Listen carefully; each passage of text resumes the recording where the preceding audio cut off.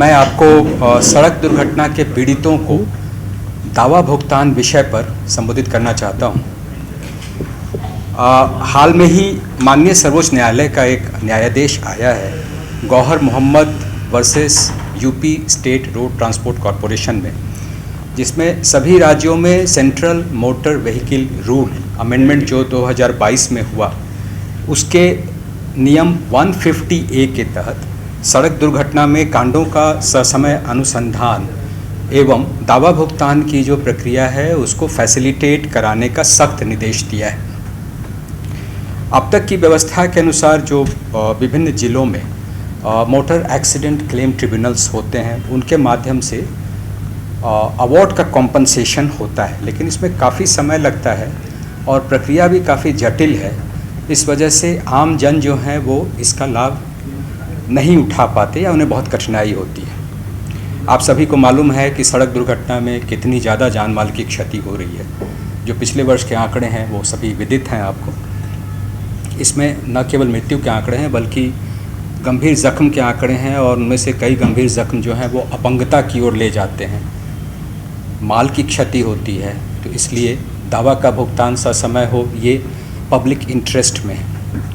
कल्याणकारी राज्य का दायित्व भी है कि ऐसे सभी विक्टिम परिवार को कॉम्पनसेशन का भुगतान ससमय होना चाहिए। अब इस न्यायादेश में के अनुपालन में पुलिस की भूमिका बहुत अहम है। इसलिए पुलिस को कतिपय संसाधनों की उपलब्धता सुनिश्चित करने के लिए राज्य सरकार से अनुरोध किया गया है।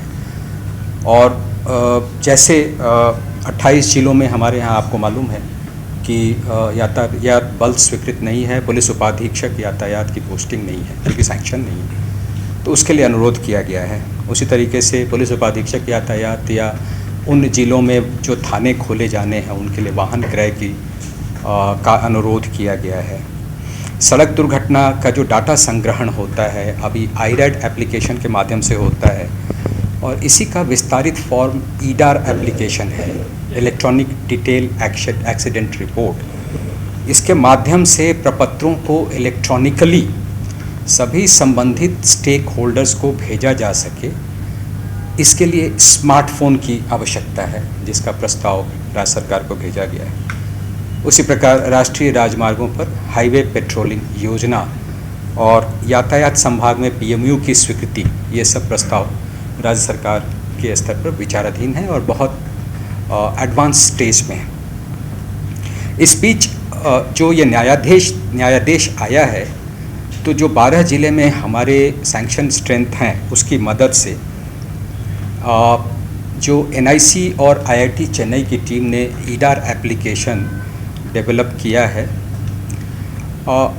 उसके तहत एक पायलट प्रोजेक्ट शुरू किया जा रहा है जिसमें सभी स्टेक होल्डर डिपार्टमेंट्स जो हैं वो भाग लेंगे, और इसमें उनको ट्रेनिंग दी जाएगी संबंधित पदाधिकारियों को, ताकि जो अनुसंधान है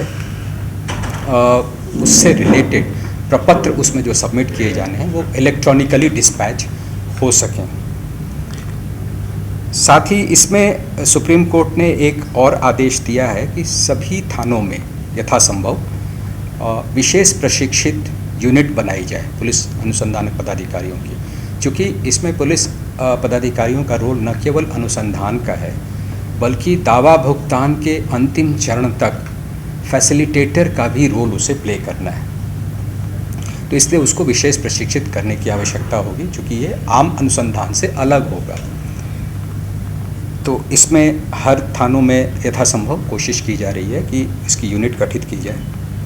अब जो EDAR एप्लीकेशन का जो हम पायलट प्रोजेक्ट रन करने जा रहे हैं, उसके माध्यम से जो सड़क दुर्घटना के कांडों का अनुसंधान होगा, तो जो central motor vehicle rule 150A है उसमें टाइमलाइंस दी हुई हैं कि आपको फर्स्ट एक्सीडेंट रिपोर्ट कब तक दे देना है, इंटरिम एक्सीडेंट रिपोर्ट कब तक दे देना है, डिटेल्ड एक्शन रिपोर्ट कब तक दे देना है, और इसमें 20 फॉर्म की करीब प्रिस्क्रिप्शन दी हुई है।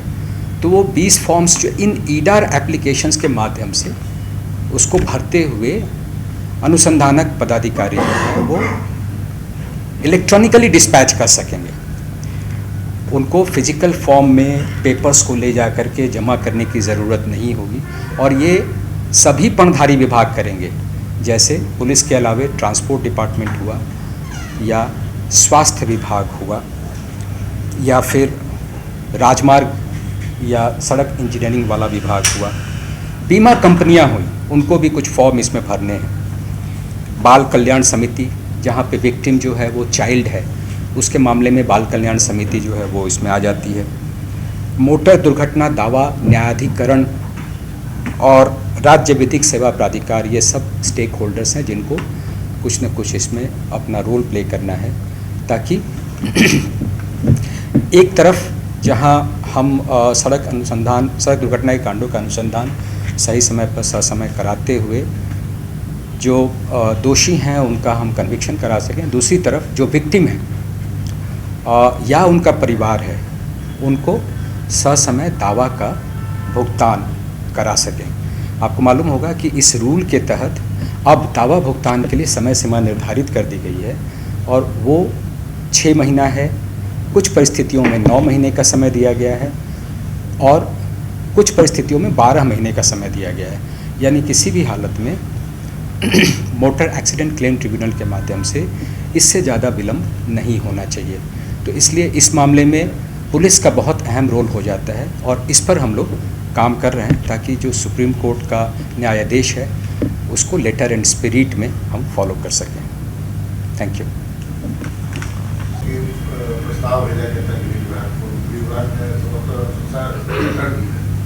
जी, मैंने बताया आपको कि सारे प्रस्ताव जो मैंने चर्चा की है और ये कहीं ना कहीं उस न्यायादेश के अनुपालन में हमें काफ़ी सहायक होंगे। ये सारे प्रस्ताव बहुत एडवांस स्टेज में हैं।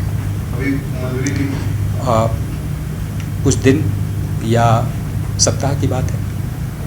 सर एक सवाल होगा सर, उसके सर एक आपने पिछले प्रेस कॉन्फ्रेंस में बताया था कि जैसे प्रशिक्षण को लेकर के अभी आप बता रहे हैं कि हम लोग एक विशेष यूनिट थानों में रहेंगे, आपने कहा था कि बिना प्रशिक्षण वाले लोग ट्रैफिक में आएंगे, तो उसके लिए क्या आप अलग से कोई व्यवस्था कर रहे हो उनके प्रशिक्षण के लिए?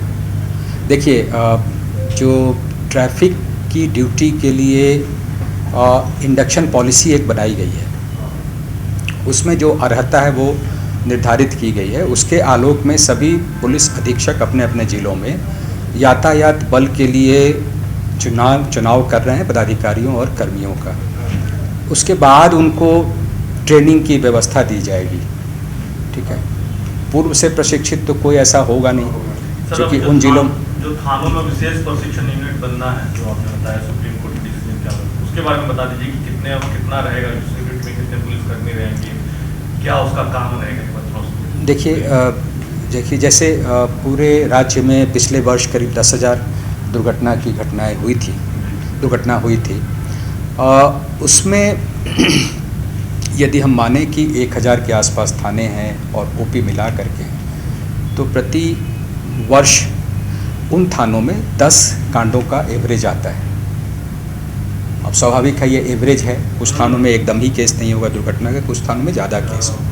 तो उसको देखते हुए जो पदाधिकारियों की संख्या है वो जिला पुलिस अधीक्षकों द्वारा चिन्हित की जा रही है, ताकि इसमें एक टाइम लिमिट जो दिया हुआ है वो बहुत अहम है। जैसे FAR जो फर्स्ट एक्सीडेंट रिपोर्ट है वो 48 घंटे के अंदर सभी जगह चला जाना है। उसमें विक्टिम परिवार भी शामिल है, उसमें न्यायाधिकरण भी शामिल है जिसको मोटर एक्सीडेंट क्लेम ट्रिब्यूनल बोलते हैं, उसमें SLSA state legal services authority ये भी शामिल है। तो 48 घंटे में उनको वो रिपोर्ट चला जाना है। उसी तरीके से IAR यानी इंटरिम एक्सीडेंट रिपोर्ट, ये 50 दिनों में चले जाना है। और जो DAR है डिटेल्ड एक्शन रिपोर्ट, वो 90 दिनों के अंदर में समर्पित हो जाना है। तो आप ये समझें कि एक एक प्रपत्र जो है वो 3-3, 4-4 पन्ने का, उसकी 4-4, 5-5 कॉपियाँ बनाना और उसके बाद उसको टाइमली डिस्पैच करना, ये एक बड़ा टास्क है। तो इसलिए हम लोगों ने ये कोशिश की है कि EDAR एप्लीकेशन के माध्यम से यदि हम इसको करेंगे, सारे stake holders, EDAR electronic detailed accident report उसका एप्लीकेशन का नाम है, NIC ने और चेन्नई टीम ने डेवलप किया है, तो उससे हमारा काम थोड़ा आसान हो जाएगा। लेकिन जो इसमें अनुसंधान से संबंधित प्रशिक्षण है, चूँकि ये जो मामले हैं ये केवल अभियोजन को सिद्ध करने के पॉइंट ऑफ व्यू से ही नहीं भेजे जाएंगे, बल्कि उनका दावा का जो भुगतान है वो फैसिलिटेट हो, इस दृष्टिकोण से भी उसमें अनुसंधान के कुछ बिंदु हैं। इसलिए इसमें विशेष प्रशिक्षित पुलिस टीम की आवश्यकता है। इस बार आपको एक आंकड़ा शेयर किया था, जो मुजफ्फरपुर कोटवा के बीच में हमारा एक ATMS advance traffic management system लगा हुआ है। तो जनवरी से जब हम लोगों ने शुरू किया है तो जून तक के आंकड़ों को देखने से लगता है कि इस अभियान स्पीड कंट्रोल की बात जो आप कह रहे हैं, इसके विरुद्ध जो अभियान चलाया गया तो उससे 27% दुर्घटना में कमी आई है। तो ऐसा नहीं है, स्पीड कंट्रोल के लिए हमारे पास जो ATMS NH पे लगे होने चाहिए वो सब जगह नहीं है, कुछ एक सेक्शन में है। दूसरा, हम लोग इसमें इंटरसेप्टर व्हीकल का इस्तेमाल करते हैं जिसमें स्पीड रडार गन वगैरह लगा होता है, वो भी कम संख्या में है। तो जो भी हैं वो मेनली NH पर लगाए गए हैं और उनका रिजल्ट आ रहा है, ऐसा नहीं है कि नहीं आ रहा है। हमारी कोशिश ये है कि स्पीड कंट्रोल के लिए सारे NH पर ATMS लग जाए, उसके लिए पत्राचार किया गया है, मैंने पिछली बार आपको शायद बताया था। और इसके अलावे जो हाईवे पेट्रोल योजना के बारे में अभी मैंने चर्चा की, तो उस योजना के तहत हम NH को ही आच्छादित करने जा रहे हैं, क्योंकि हाई स्पीड की प्रॉब्लम उन्हीं सेक्शंस में है, वो शहर के सड़क पे नहीं है उतना। मतलब भी कंट्रोल हुआ है, पहले से चल रहा है, उस पर लगातार काम हो रहा है। और जो एक सवाल भी, क्या आपने कोई आकलन किया है कि बिहार में कितने स्पीड को जांच करने वाली मशीनें, उपकरण वगैरह खरीदी जानी चाहिए, या कोई कार्य योजना आपने बनाई है, उसका कोई प्रस्ताव आपने समर्पित करने वाले? तो योजना में आकलन करके हम लोगों ने भेजा है। इस बारे में बहुत डिटेल में चर्चा हुई थी और वो भेजा है हमने, और वो भी एडवांस स्टेज में है। मैंने बताया जब एक बार हमें वो संसाधन मिल जाएंगे, चूँकि ये अपने प्रश्न सही उठाया, ये हमारा नेक्स्ट फोकस है। हम देखते हैं कि एक्सीडेंट ज़्यादा वही कर रहे हैं। हम इस बात पे अब काम कर रहे हैं कि जो ऑटो में ओवरलोडिंग हो रही है उसको पकड़ने के लिए जो ICCC की संरचना है उसको AI ट्रेन किया जाए। तो जब वो एक बार AI ट्रेन हो जाएगा तो उसी तरीके से फ़ाइन होगा जैसे आपने हेलमेट के मामले में देखा होगा, और मुझे उम्मीद है कि उसी तरीके से फिर कॉम्प्लायंस भी होगा कि वो ओवरलोडिंग ना चलाएं। जो 18 वर्ष से कम आयु वाले हैं तो उसमें विशेष अभियान पर चर्चा चल रही है, उसको भी हम लोग चलाएंगे, क्योंकि ई-रिक्शा जो है वो कई बार इसके चलते एक्सीडेंट हो रहे हैं।